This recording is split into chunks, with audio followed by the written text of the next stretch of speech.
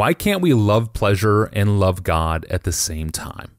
Paul seems to assume that we can't, and it's a text that confuses a podcast listener named Gabriel, who writes in to ask this. Hello, Pastor John, and thank you for Ask Pastor John. My question is about that phrase in 2 Timothy chapter 3, verse 4, lovers of pleasure rather than lovers of God. Does this establish a dichotomy between seeking pleasure and seeking God? If so, why is it impossible to do both?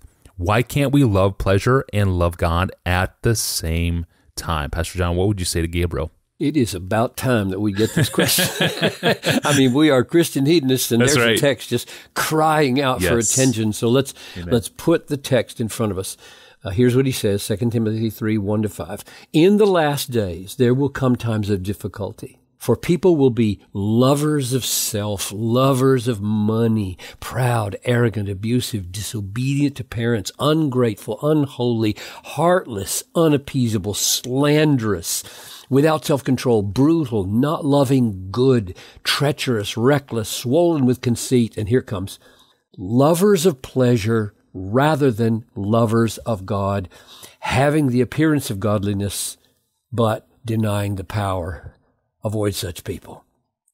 Now, Gabriel is certainly right to flag this text as something that needs special attention, especially from a Christian hedonist like me.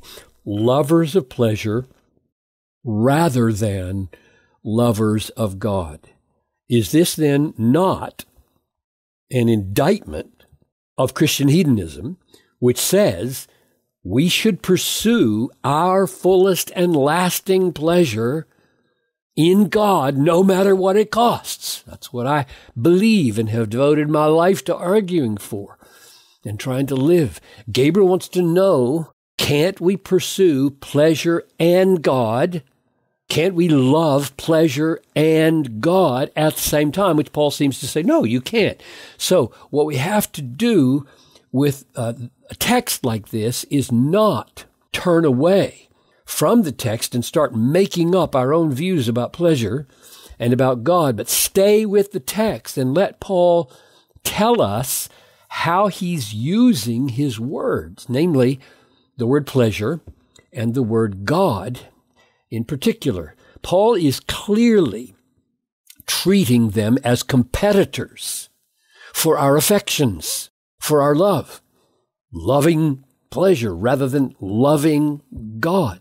He's treating God as an object of our love, and he's treating pleasure as an object of our love. And when you think of them that way, pleasure is clearly being perceived as an idol, an alternative to loving God.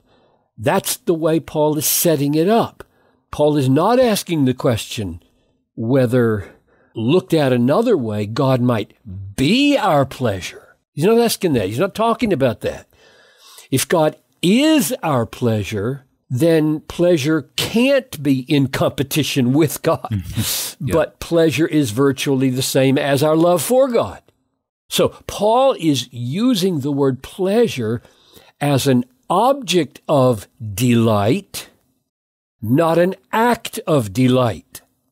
Mark that. That's so important to get our categories clear. He's treating the word pleasure. He's treating the reality of pleasure as an object of our delighting, not the act of our delighting. If pleasure is an object of delight, something we delight in, then it competes with God, and we have to choose God above pleasure. But if pleasure is viewed not as the object of delight, but the act of delighting, then God can be the object of that delighting. He can be our delight, be our pleasure. And in that sense, pleasure and God would not be in competition at all. But that's not the way Paul is thinking here. Paul is thinking here of pleasure as a physical or psychological sensation that we crave more than we crave God. And in this sense, pleasure has to become an idol, and we must choose between pleasure and God. So let me tell two stories that illustrate what I think Paul is getting at. I remember Here's the first story. I remember over 20 years ago interviewing Sam Crabtree as an executive pastor candidate for Bethlehem, and he's been at Bethlehem ever since. In the interview, he said something that made me love and admire him and his insight. We hired him. I love Sam. Yep. He's still wise. He said that he worries about some churches which in their worship services seem to be loving God more than loving God. Let me say it again because it struck me, and that's why I remembered it all these years later. He was concerned that in some worship services, people seem to be loving God more than loving God. So a person might say he's taking pleasure in God in worship, and that would be good, but he might slip over into taking more pleasure in the pleasure of taking pleasure in God than in really taking pleasure in God. And we all know this danger, right? We can slip into loving the emotional music, or slip into the emotional fellowship, or slip into the various physical and psychological sensations that attend a focus with God, while God himself slowly disappears. The beauty of his character and the beauty of his ways just drop out of our consciousness. That would be a religious form of the kind of thing Paul is concerned about here, loving pleasure rather than loving God. Now, here's the second story. It's an even more pointed illustration, I think. Soon after Noelle and I were married, I read a book about sex in marriage. And it made this amazing statement that I had not thought of before, but ever since have considered it just stock, beautiful, glorious, obvious wisdom. It said, 1 kiss after sexual climax is worth 1,000 kisses before sexual climax. Whoa! Now, why would that be? It's because all the kisses of foreplay are ambiguous. They might be owing to strong affections for your spouse as a cherished person, or you might have gotten so caught up in the love of pleasure, the sensations, that the kisses have no connection with the preciousness of the person and are only expressions of sexual abandon and sexual sensation.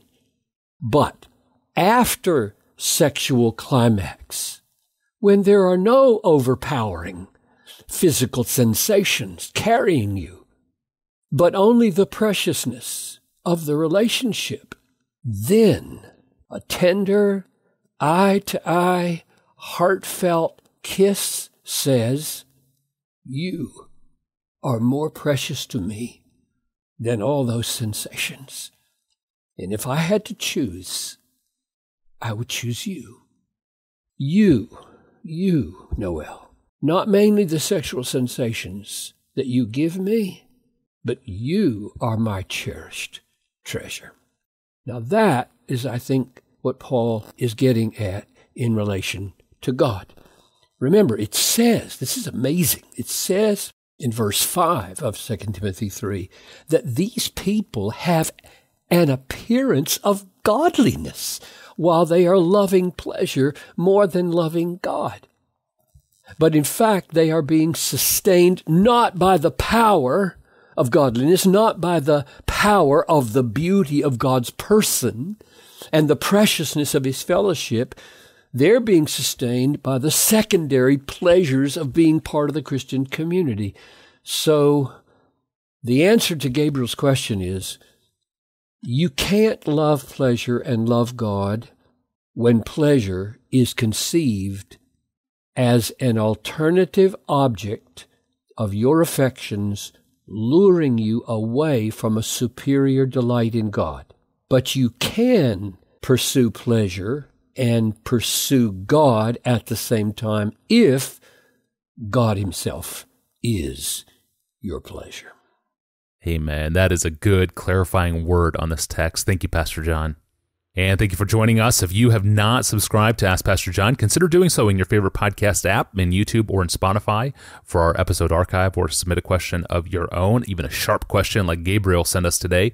Go to desiringgod.org/Ask Pastor John.